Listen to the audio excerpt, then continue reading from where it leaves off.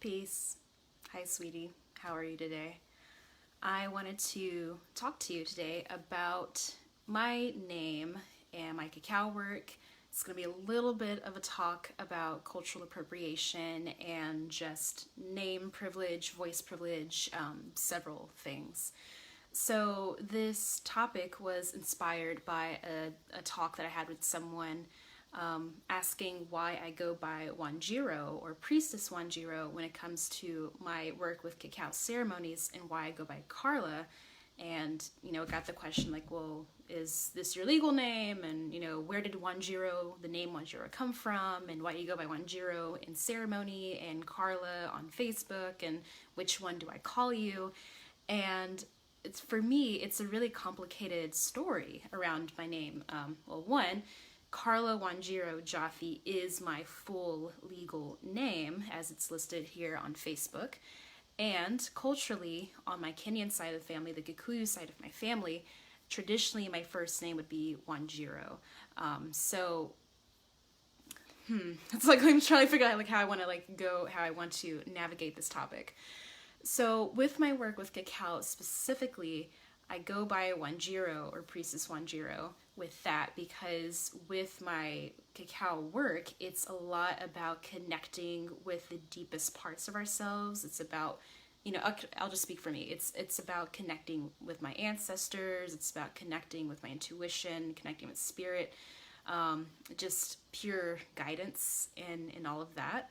So actually, when I was rehearsing and kind of walking through the steps of, setting up a ceremony and having everything laid out, and I made some cacao for myself and the two people assisting me, and we did a run through of the invocation that we were going to do for the ceremony. And when it was my turn to share, I channeled my grandmother, Wanjiro, who I'm named after, very strongly, very clearly. Like I could see her, I could smell her, I just felt.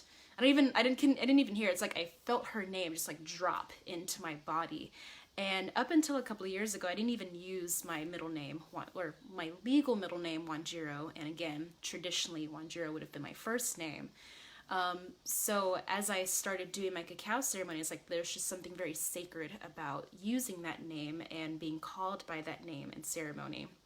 So when it comes to also the kind of cultural appropriation and just really sordid, bloody past with chocolate, I mean, as I'm pretty sure many of us are aware, or you may or may not be aware, chocolate is one of the most heavily colonized, like child labored foods that you can have. Like all of Hershey's chocolate is produced with slave labor in Africa, and as someone of the African diaspora, and as someone holding ceremony with a plant medicine that has a past that's been very bastardized and colonized and all of this stuff, and is also as someone who's not of Central American heritage or even South American heritage, I come bearing this service and this gift in this sacred space very cautiously, very reverently, and also again as someone who is from the African diaspora and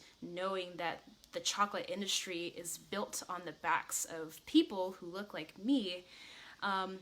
When I'm called a cultural appropriator, or if someone questions why I work with the medicine or my validity with working with this medicine, that's something that I take very, very seriously.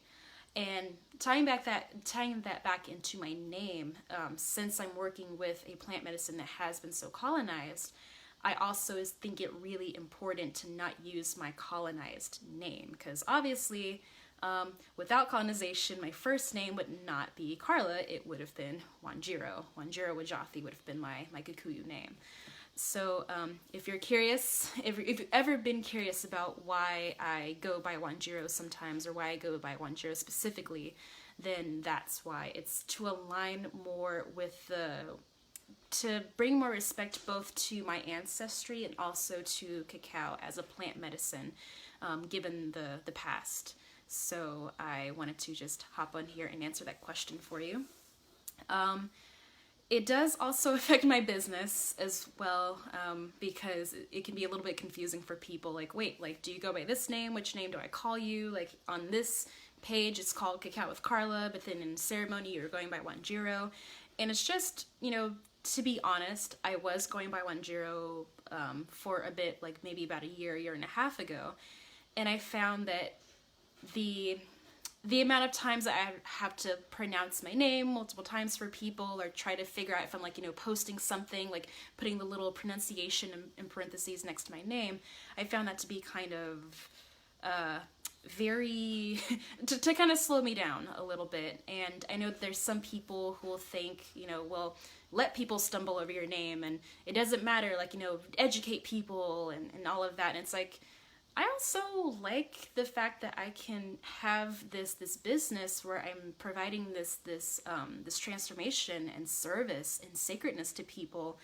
And it's not that I think that my name is a stumbling block or anything that needs to be hidden or ashamed or anything like that.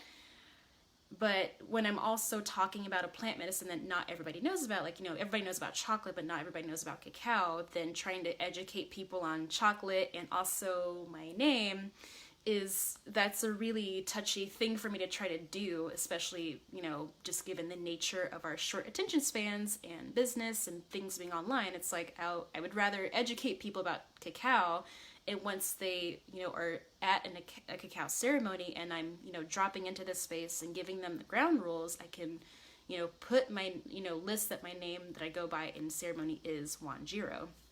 And then explain a little bit of my past and my ancestry, my Kenyan ancestry, and where that name comes from and why I use it specifically in ceremony. But it was interesting that it came up in conversation this past week, because I'm going to be featured in an interview with someone, and she was asking for like my bio, and in my bio I put Priestess 10, and she was asking about that.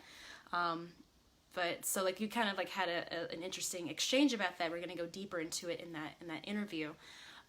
But just, let's see, is there anything else? No, that was it. So just wanted to hop on here and answer that question for anybody who was curious about my name, and even just wondering like where, which country or nationality that my middle and last name come from. It is Kenyan, from the Kikuyu tribe. And yeah, if you have any other questions, feel free to ask, and I'll probably make a video about it. All right, peace.